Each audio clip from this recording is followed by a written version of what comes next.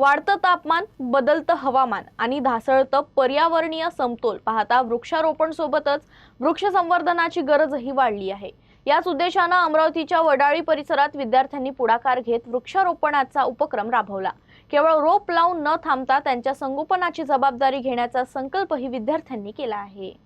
पर्यावरण संवर्धनाचा संदेश देत अमरावतीच्या वडाळी परिसरातील विद्यार्थ्यांनी वृक्षारोपणाचा अनोखा उपक्रम राबवला। महानगरपालिका उच्च प्राथमिक आणि माध्यमिक शाळा क्रमांक 14 वडाळीच्या विद्यार्थ्यांनी या उपक्रमात उत्स्फूर्त सहभाग घेतला। शाळेच्या परिसरात सध्या बांधकाम सुरू असल्यामुळे तिथे वृक्षारोपण करणं शक्य नव्हतं, मात्र विद्यार्थ्यांनी वृक्ष लावण्याची इच्छा व्यक्त केली। विद्यार्थ्यांच्या भावनेला प्रतिसाद देत कैलाश श्याम संवर्धन समिती आणि मनपा शाळा क्रमांक 14च्या संयुक्त विद्यमानं SRPF कॅम्प वडाळी कॉलनी परिसर आणि कैलाशधाम इथं विविध वृक्षांची लागवड करण्यात आली।